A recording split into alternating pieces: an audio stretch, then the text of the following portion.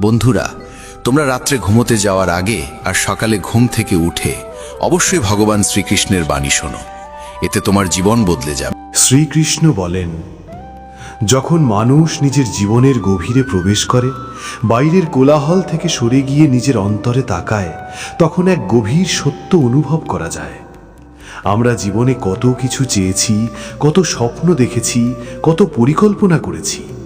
মন অসংখ্য ইচ্ছা করেছে, বুদ্ধি অগণিত হিসাব কষেছে, হৃদয় লালন করেছে অগণিত আশা। কিন্তু শেষ পর্যন্ত ঘটে ঠিক সেটাই যা আমাদের জন্য পূর্ব নির্ধারিত ছিল। আমাদের অতীত কর্ম, আমাদের প্রাপ্যতা এবং অদৃশ্য নিয়মের দ্বারা যে ফল নির্ধারিত হয়েছে, অবশেষে সেটাই বাস্তব হয়ে ওঠে। এই সত্য শুনতে খুব সাধারণ মনে হতে পারে, কিন্তু অন্তরে গ্রহণ করা সহজ নয়। কারণ আমাদের মন সবকিছুর কর্তা হতে চায়। সে বিশ্বাস করতে চায় সবকিছুই তার নিয়ন্ত্রণে। অথচ জীবনের গভীর সত্য হল, এক মহাশক্তি এই বিশ্বচক্র পরিচালনা করছে। এক অদৃশ্য নিয়ম আমাদের জীবনের গতিপথ নির্ধারণ করে। যা তোমার ভাগ্যে আছে তা একদিন অবশ্যই তোমার কাছে আসবে। পরিস্থিতি যেমনই হোক, যত বাধাই আসুক, যত মানুষই দূরে সরে যাক, তোমার জন্য যা নির্ধারিত তা কেউ আটকাতে পারবে না। আর যে জিনিস তোমার জন্য নয়, তা যত চেষ্টাই করো, যতই কাঁদো বা প্রার্থনা করো, তা অধরাই থেকে যাবে। কখনো মৃগমরীচিকার মতো সামনে আসবে, আবার হারিয়ে যাবে। জীবনের আসল শান্তি এখানেই।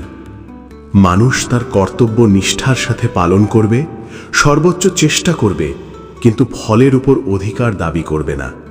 যা কিছু পাওয়া যায় তাকে ঈশ্বরের প্রসাদ হিসাবে গ্রহণ করবে। কারণ যা সত্যিই তোমার আত্মার উন্নতির জন্য নির্ধারিত, তা কখনো অন্য কারো হাতে যাবে না। আর যা অন্য কারোর জন্য নির্ধারিত, তা তোমার জোরে অর্জন করা সম্ভব নয়। এই গ্রহণ করার মধ্যেই আছে মুক্তি, এই সমর্পণের মধ্যেই আছে প্রকৃত শক্তি। যা অন্য কারো নিয়তির অংশ, তা আমাদের জীবনে স্থায়ী হয় না। আমরা যতই শক্ত করে আঁকড়ে ধরতে চাই না কেন, এক সময় তা হাত ফসকে চলে যায়। এই সত্যকে হৃদয়ে ধারণ করা সহজ নয়। এটা যেন অগ্নিপথে হাঁটার মতো, যেখানে অহংকার পুড়ে ছাই হয়ে যায় আর আত্মা নিজের নির্মল রূপে উদ্ভাসিত হয়। যখন এই উপলব্ধি গভীরে শিকড় গাঁথে, তখন মন আর অকারণে কাঁদে না। সে ভাগ্যকে দোষ দেয় না, অন্যকে অভিযুক্ত করে না। সে নিজের জীবনকে অন্যের জীবনের সঙ্গে তুলনা করে হাহাকার করে না। সে কেবল নীরবে দেখে। যা হারিয়েছে তা কোনোদিনই সত্যিকারের অর্থে নিজের ছিল না। সেগুলো ছিল কেবল পথের এক একটি অধ্যায়, কিছু শিক্ষা, কিছু অভিজ্ঞতা। আর যা পেয়েছি, তা সুখ হোক বা দুঃখ, সাফল্য হোক বা ব্যর্থতা, সবই ঈশ্বরের দান, আত্মার বিকাশের জন্য প্রয়োজনীয় পাঠ। এই গ্রহণ করার মধ্যেই আছে শান্তির চাবিকাঠি। এমন এক শান্তি যা বাইরের পরিস্থিতির ওপর নির্ভর করে না, যা অন্তরের গভীর থেকে প্রস্ফুটিত হয়। অনেক সময় জীবন সব কেড়ে নেয়, সম্পর্ক ভেঙে যায়, ভরসার ভিত্তি নড়বড়ে হয়ে যায়, আপনজন দূরে সরে যায়, চারিদিকে যেন শূন্যতা নেমে আসে। তখন মনে হয় এ যেন একাকিত্বের শাস্তি। কিন্তু আসলে তা শাস্তি নয়, বরং পরমাত্মার আহ্বান। এক নীরব ডাক, বাইরে নয়, এবার নিজের ভেতরে ফিরে এসো। যখন পৃথিবী আমাদের কান্না শোনে না, যখন কেউ আমাদের ব্যথা বুঝতে পারে না, তখন আত্মা তার সবচেয়ে সত্যিকারের আরতিতে ঈশ্বরকে ডাকে। সেই ডাকে থাকে না কোনো ভান, কোনো অহংকার, থাকে শুধু নিখাদ সমর্পণ। আর সেই ডাকে সাড়া মেলে। প্রতিটি একাকিত্ব আসলে এক একটি সেতু, যা আত্মাকে পরমাত্মার সঙ্গে যুক্ত করে। যে এই নীরবতাকে গ্রহণ করতে শেখে, যে একাকিত্বের ভেতর লুকিয়ে থাকা সুযোগকে চিনতে পারে, তার আর বাহ্যিক ভরসার প্রয়োজন হয় না। সে যেখানেই থাকুক, বন, গুহা কিংবা ঘরের এক কোণে, সে অনুভব করে ঈশ্বর তার সঙ্গেই আছেন। যখন সব সম্পর্ক দূরে সরে যায়, তখনই ঈশ্বর সবচেয়ে কাছে থাকেন। তিনি হয়ে ওঠেন আমাদের শ্বাস, হৃদস্পন্দন, দৃষ্টি, আর প্রতিটি নিঃশ্বাসে তার উপস্থিতি অনুভূত হয়। ঈশ্বর প্রতিটি হৃদস্পন্দনে, প্রতিটি দৃষ্টিতে, প্রতিটি কণায়, পরমাণুতে বিরাজমান। এই অনুভূতি ভাষার সীমার বাইরে। একে শুধু বাঁচা যায়, উপলব্ধি করা যায়, বলা যায় না। এই উপলব্ধি তার হৃদয়েই নেমে আসে যে সব কিছু হারিয়েও প্রভুকে ভোলে না, যে জীবনের আঘাতে আঘাতে জর্জরিত হয়েও বিশ্বাস হারায় না। যখন জীবন স্পষ্ট করে দেয় এখন আর কোনো ভরসা নেই, সব দরজা বন্ধ, সব সম্পর্ক ছিন্ন, তখনই বুঝতে হবে আত্মার প্রকৃত যাত্রা শুরু হয়েছে। এটাই সেই মোড় যেখানে এক সাধারণ সংসারী মানুষ ধীরে ধীরে সাধকে পরিণত হয়। মায়াজালে জড়িয়ে থাকা অশান্ত আত্মা সত্যের সন্ধানী হয়ে ওঠে।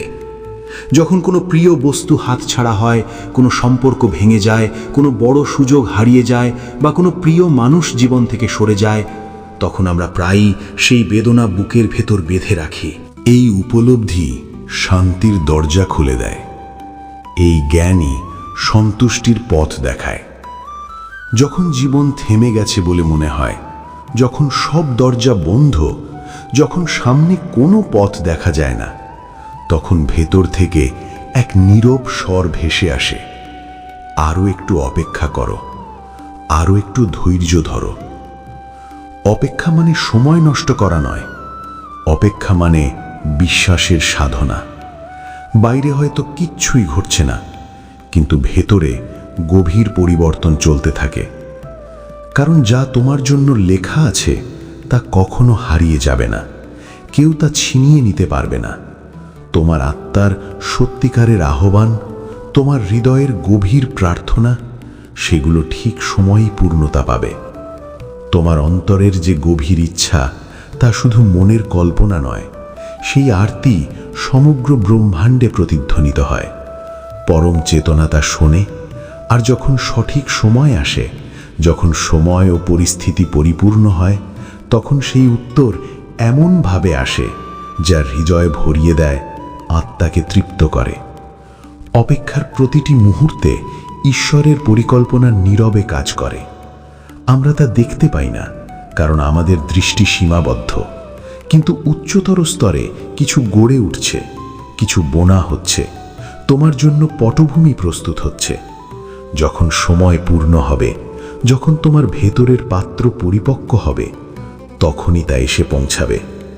হয়তো তুমি যা হারিয়েছ বলে ভাবছ সেটাই অন্যরূপে ফিরে আসবে, অথবা এমন কিছু আসবে যা তোমার কল্পনারও অতীত। অপেক্ষা করতে পারে সেই মানুষ যার ভেতরে দৃঢ় বিশ্বাস আছে, যে জানে তার প্রাপ্য আনন্দ, তার প্রাপ্য সত্য ধীরে হলেও তার দিকেই এগিয়ে আসছে। এই বিশ্বাস আত্মাকে বিশাল করে তোলে। যেমন সমুদ্র অসংখ্য নদীকে ধারণ করে, তেমনি বিশ্বাসের গভীরতা জীবনের সব ঘটনাকে ধারণ করতে শেখায়। আমরা প্রায়ই ভাবি নির্দিষ্ট কোনো মানুষ, কোনো ঘটনা, কোনো শব্দ, কোনো সম্মান বা স্বীকৃতি আমাদের সুখ এনে দেবে। আমরা নিজের আনন্দের চাবি অন্যের হাতে তুলে দিই, কিন্তু যখন জীবন একে একে সেই বাহ্যিক ভরসাগুলো ভেঙে দেয়, যখন মানুষ বিশ্বাসঘাতকতা করে, ঘটনা প্রতিকূল হয়, শব্দ আঘাত করে, সম্মান অপমানে বদলে যায়, তখন বহু কষ্টের পর আমরা বুঝি স্থায়ী সুখ বাইরে নেই। সত্যিকারের আনন্দ জন্মায় তখনই যখন ভেতরে আর কিছু পাওয়ার দাবি থাকে না, যখন মন প্রত্যাশা ছেড়ে দেয়, যখন আমরা জীবন বা মানুষের কাছে কিছু চাওয়া বন্ধ করি, তখন অন্তরে এক শূন্যতা তৈরি হয়। আর আশ্চর্যের বিষয়, ঈশ্বর সেই শূন্যতাতেই অবস্থান করেন। যত বেশি প্রত্যাশা তত বেশি হতাশা, যত বেশি দাবি তত বেশি দুঃখ। কিন্তু যখন আমরা দিতে শিখি, নিষ্কামভাবে কর্ম করতে শিখি, প্রতিদানের আশা না করে ভালোবাসতে শিখি, তখন আত্মা হালকা হয়ে যায়, শান্তি নিজে থেকেই এসে বসে হৃদয়ে। যখন আমরা প্রতিদানের আশা ছাড়া কাজ করতে শিখি, সম্মানের প্রত্যাশা ছাড়া ভালোবাসতে শিখি, নিজের মূল্য অন্যের স্বীকৃতিতে মাপা বন্ধ করি, তখন অন্তরে শান্তির শিকড় গজাতে শুরু করে। সেই শান্তি বাইরের হাসি নয়, যা পরিস্থিতি বদলালে বদলে যাবে। এ এক অন্তরের স্থিরতা, অচঞ্চল প্রশান্তি। তখন কেউ কটু কথা বললেও, কেউ দূরে সরে গেলেও, কেউ অবহেলা করলেও ভেতরের ভারসাম্য নষ্ট হয় না, কারণ আত্মা তখন আর বাহ্যিক স্বীকৃতির দাস থাকে না। এই আত্মনির্ভরতা, এই নির্লিপ্ততা, এই অনাসক্তিই প্রকৃত আনন্দ। জীবন যখন অনেক কিছু কেড়ে নেয়, প্রিয় সম্পর্ক, সুস্বাস্থ্য, শক্তি, লালিত স্বপ্ন, তখন যা অবশিষ্ট থাকে সেটাই আসল সম্পদ। আমরা প্রায়ই অবশিষ্টের দিকে তাকাই না, আমাদের মন হারানো জিনিসের শোকে ডুবে থাকে। কিন্তু যা এখনো আছে সেখানেই ঈশ্বরের কৃপা লুকিয়ে থাকে। যদি শ্বাস চলছে তবে জীবন আছে, যদি জীবন আছে তবে সম্ভাবনা আছে, যদি মন এখনো ভাবতে পারে তবে ঈশ্বরের সঙ্গে সংলাপ এখনো সম্ভব। প্রার্থনার দরজা এখনো খোলা। যা কিছু অবশিষ্ট, এই শরীর, সামান্য দৃষ্টি, কিছু অভিজ্ঞতা অথবা শুধু নীরবতা, সেখানেই জীবনের শেষ সুর বাজছে। এই নীরব মুহূর্তগুলোই সবচেয়ে মূল্যবান, কারণ সেখানে নেই কোনো বাহ্যিক কোলাহল, নেই ব্যর্থ প্রতিযোগিতা, নেই অস্থির আকাঙ্ক্ষা। সেই গভীর নীরবতায় পরমাত্মাকে অনুভব করার সম্ভাবনা সবচেয়ে বেশি। নিজের প্রকৃত সত্তাকে জানার সুযোগ সেখানেই। যা আছে তাতেই আনন্দ খুঁজে নাও, তাকেই আশ্রয় বানাও, সেখানেই চরম সত্য লুকিয়ে আছে। অনেক সময় আমরা প্রার্থনা করি পূর্ণ বিশ্বাস নিয়ে, অশ্রু সজল হৃদয়ে, তবু আমাদের কাম্য জিনিসটি আসে না। তখন মনে হয়, ঈশ্বর কি শুনলেন না? আমার প্রার্থনা কি পৌঁছায়নি? কিন্তু সময় পেরিয়ে গেলে, পেছনে ফিরে তাকালে বোঝা যায়, যা চাইছিলাম তা হয়তো আমার জন্য উপযুক্ত ছিল না, হয়তো তা আত্মার বিকাশে বাধা হয়ে দাঁড়াতো। ঈশ্বর সবসময় তা দেন না যা ইন্দ্রিয়কে সুখ দেয়, তিনি দেন তাই যা আত্মার দীর্ঘমেয়াদী মঙ্গলের জন্য প্রয়োজন। কারণ তার দৃষ্টি সাময়িক নয়, তিনি দেখেন আমাদের সম্পূর্ণ যাত্রাপথ। অনেক সময় ঈশ্বর আমাদের জীবনে দুঃখ আসতে দেন, কেননা দুঃখ অহংকার ভাঙে, হৃদয়কে নম্র করে। কখনো তিনি একাকিত্ব দেন, যাতে আমরা বাইরের কোলাহল থেকে সরে এসে নিজের অন্তরের নীরবতা শুনতে পারি। কখনো প্রিয় মানুষ বা প্রিয় বস্তি দূরে সরে যায়, যাতে আমরা বুঝতে পারি আসক্তি কখনোই স্থায়ী আশ্রয় নয়। কখনো তিনি এমন এক মোড়ে এনে দাঁড় করান, যেখানে কোনো ভরসা নেই, কোনো সঙ্গী নেই, যাতে শেষ পর্যন্ত আমরা তাঁর দিকেই ফিরে তাকাই।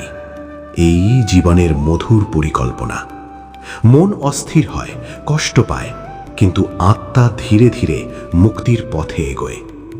যখন বারবার পরীক্ষা আসে, যখন পথ বন্ধ হয়ে যায়, যখন প্রশ্নের উত্তর মেলে না, তখন একটাই শক্তি বাকি থাকে, ধৈর্য। ধৈর্য মানে নিছক অপেক্ষা নয়, এ মানে অটল বিশ্বাস। প্রতিটি রাতের পরেই ভোর আসে। যে ধৈর্য ধারণ করে তার ভাগ্য তাকে পরাজিত করতে পারে না। আজ যে দরজা বন্ধ, কাল সেটাই হয়তো অলৌকিক সম্ভাবনার পথ হবে। ধৈর্যই আত্মার পূজা। অদেখা ঈশ্বরকে বিশ্বাস করে ধরে রাখাই সত্যিকারের শক্তি। এই পৃথিবীর সম্পর্কগুলো প্রায়ই প্রত্যাশার উপর দাঁড়িয়ে থাকে। মানুষ ভালোবাসে, কিন্তু অজান্তেই কিছু প্রত্যাশা করে, সম্মান, সময়, সঙ্গ, সহানুভূতি। যখন সেই প্রত্যাশা পূরণ হয় না, আমরা ভেঙে পড়ি, ভাবি কেউ আমাদের বোঝে না। কিন্তু এক চিরন্তন সত্য আছে, ঈশ্বরের প্রেম কখনো কমে না, তা শর্তহীন, অবিনশ্বর। যখন সবাই মুখ ফিরিয়ে নেয়, তখনও সেই প্রেম অটুট থাকে। যে আত্মা একবার সেই প্রেম অনুভব করে, তার আর বাহ্যিক স্বীকৃতির প্রয়োজন থাকে না। সে পূর্ণ হয়, তৃপ্ত হয়। আমরা সারা জীবন অন্যকে বুঝতে ব্যস্ত থাকি, কে সঠিক, কে ভুল। কিন্তু আমরা কখনো থেমে নিজেকে বুঝতে বসি না। আমরা ব্যস্ত অন্যকে প্রমাণ করতে, অন্যকে বদলাতে, অন্যকে বোঝাতে। কিন্তু নিজের অন্তরকে জিজ্ঞেস করি না, আমি আসলে কে? যেদিন আমরা নিজের ভয়, দুর্বলতা, ভুল, অপূর্ণতা সব নিঃসংকোচে মেনে নিতে শিখব, সেদিনই শুরু হবে সত্যিকারের সাধনা। কারণ সাধনা মানে শুধু জপ, তপ বা আচার নয়। সাধনা মানে নিজের সত্যকে স্বীকার করা। আত্মার মন্দির বাইরে কোথাও নয়, না কোনো পাহাড়ে, না কোনো তীর্থে। এ আমাদের অন্তরের গভীরতম স্তরে। সেখানে পৌঁছতে হলে অহংকারের দেয়াল ভাঙতে হয়। যতক্ষণ আমরা অন্যের মধ্যে দোষ খুঁজব, ততক্ষণ নিজের অন্ধকার অদৃশ্যই থেকে যাবে। অন্যকে ছোট করলে আমরা বড় হই না, বরং নিজের সীমাবদ্ধতাকেই লুকাই।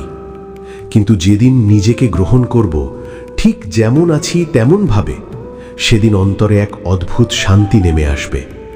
কারণ গ্রহণই মুক্তির প্রথম ধাপ। জীবনে আমরা অনেক কিছু মুঠোয় ধরে রাখতে চাই, মানুষ, সম্পর্ক, স্মৃতি, প্রতিশ্রুতি, স্বপ্ন। ভাবি এগুলোই আমার সব। কিন্তু সময়ের স্রোত কারোর জন্য থেমে থাকে না। দৃশ্য বদলায়, মানুষ বদলায়, পরিস্থিতি বদলায়। তারপর একদিন আমরা বসে ভাবি, যদি এটা থাকতো, যদি ওটা না যেত। কিন্তু জীবনের কঠোর সত্য হলো, যার ওপর আমাদের প্রকৃত অধিকার ছিল না, তা কোনোদিনই স্থায়ীভাবে আমাদের ছিল না। আমরা শুধু কিছু সময়ের জন্য তার সঙ্গ পেয়েছিলাম।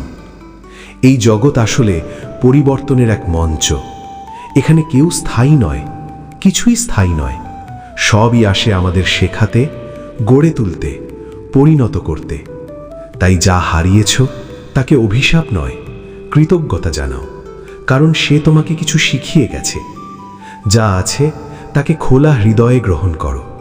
বর্তমান মুহূর্তই একমাত্র সত্য, কারণ যা সত্যিই তোমার তা তোমাকে খুঁজে নেবে।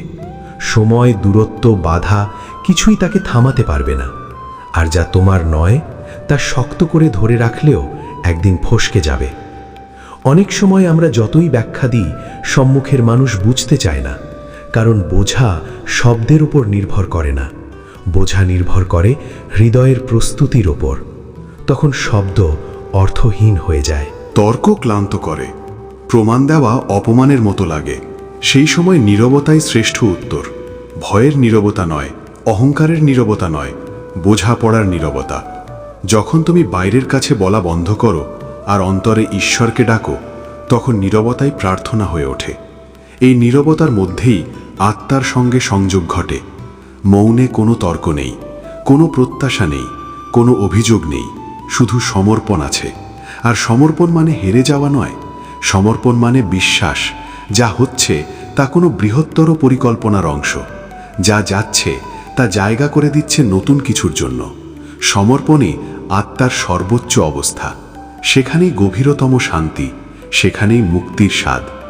বন্ধুরা, যদি এই কথাগুলো তোমার হৃদয় স্পর্শ করে, তবে এই পথচলায় আমাদের সঙ্গী হয়ে থাকো। আত্মজাগরণ, আধ্যাত্মিক চিন্তা আর জীবনের গভীর সত্য নিয়ে এভাবেই আমরা কথা বলবো কৃষ্ণ কথা বাংলা ইউটিউব চ্যানেলে। চ্যানেলটি সাবস্ক্রাইব করে আমাদের এই আধ্যাত্মিক পরিবারের অংশ হয়ে যাও। জয় শ্রীকৃষ্ণ।